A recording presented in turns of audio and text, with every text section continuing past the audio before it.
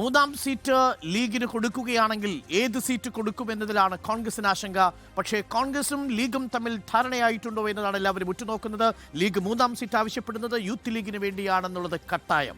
അതുകൊണ്ട് തന്നെ യൂത്ത് ലീഗിനെ അനുനയിപ്പെടുത്തേണ്ടതുണ്ട്. ഈ കോൺഗ്രസിനെയും നിലവിലുള്ള സമവാക്യങ്ങളിൽ മാറ്റം വരാത്ത രീതിയിൽ പരിഹരിക്കേണ്ടതുണ്ട്, പരിഗണനയ്ക്കെടുക്കേണ്ടതുണ്ട്. UDF മനസ്സിലാക്കണം എന്നാണ് സാദിഖ് അലി തങ്ങൾ ഇന്ന് പറഞ്ഞത്. ലീഗിന്റെ ശക്തിയെ ഒരിക്കലും അണ്ടർ എസ്റ്റിമേറ്റ് ചെയ്യരുത് എന്ന് ആവർത്തിച്ചു കൊണ്ടിരിക്കുകയാണ് സാദിഖ് അലി തങ്ങളും കുഞ്ഞാലിക്കുട്ടിയും. അതെ, ഞാൻ മുമ്പ് പറഞ്ഞെങ്കിൽ 3 സീറ്റിൽ ഒതുക്കുന്നതാണ്. 14-ാം തീയതി ഞങ്ങളുടെ മീറ്റിംഗ് ഉണ്ട്. ഞങ്ങൾ ശക്തമായ നിലപാടുണ്ട്. ആ നിലപാട് ഞങ്ങൾ ഉറച്ചു നോക്കി. അതെ, ഞങ്ങളുടെ ശക്തിയൊക്കെ ഞങ്ങൾക്ക് അറിയാം, എല്ലാവർക്കും അറിയാം. അതനുസരിച്ചുള്ളൊരു ഇത് ഞങ്ങൾക്ക് വേണ്ടി വരും. AK അഭിലാഷ് നമുക്കൊപ്പം. AK അഭിലാഷ്, സാദിഖ് അലി തങ്ങൾ പറഞ്ഞു വെക്കുന്നത് 3 അല്ല 4 ചോദിക്കേണ്ടതാണ്, പക്ഷെ ഞങ്ങൾ 3-ൽ ഒതുക്കി, ശക്തി മനസ്സിലാക്കി പരിഗണിക്കുന്നതാണ് നല്ലതെന്നുള്ള ഒരു മുന്നറിയിപ്പും ആ വാക്കുകളിലുണ്ടോ അഭിലാഷ്?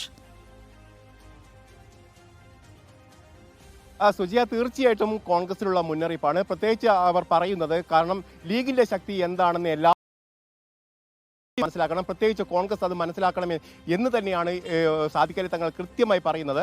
അതുകൊണ്ട് തന്നെ ലീഗിന്റെ ഈ ആവശ്യം, അതായത് സീറ്റ് എന്ന ആവശ്യത്തിൽ ലീഗിന് കൃത്യമായ നിലപാടുണ്ട്. 3 സീറ്റ് എന്നല്ല, അതിൽ കൂടുതൽ സീറ്റ് അവകാശപ്പെടാനുള്ള യോഗ്യത മുസ്ലിം ലീഗിനുണ്ട് എന്നുള്ള കാര്യം കൂടി പറയുന്നു. പ്രത്യേകിച്ച് 14-ാം തീയതി UDFന്റെ നേതൃയോഗം ചേരാനിരിക്കുന്ന ഒരു ഘട്ടത്തിൽ കൂടിയാണ് ഇത്തരത്തിൽ ശക്തമായ ഒരു നിലപാട് മുസ്ലിം ലീഗിന്റെ ഭാഗത്തും ഉണ്ടാകുന്നത്.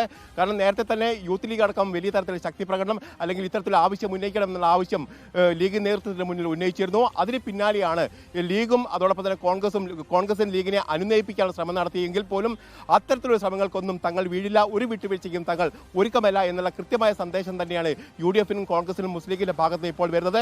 ലീഗ് കൃത്യമായി ലക്ഷ്യമിടുന്നത് വടകര, അതോടൊപ്പം തന്നെ കണ്ണൂർ, അതോടൊപ്പം തന്നെ കാസർഗോഡ് എന്നീ ഏതെങ്കിലും ഒരു മണ്ഡലം തങ്ങൾക്ക് മത്സരിക്കാൻ വേണമെന്നുള്ള ആവശ്യമാണ് മുസ്ലിം ലീഗ് കോൺഗ്രസിന്റെയും അതോടൊപ്പം തന്നെ UDFന്റെയും മുന്നിൽ വെക്കുന്നത്. ഏതായാലും ലീഗ് ശക്തമായ നിലപാടുമായി മുന്നോട്ട് പോകുമ്പോൾ കോൺഗ്രസിനകത്തുള്ള സീറ്റ് വിഭജന ചർച്ച കീറാമുട്ടിയായി തന്നെ അവശേഷിക്കുന്നു.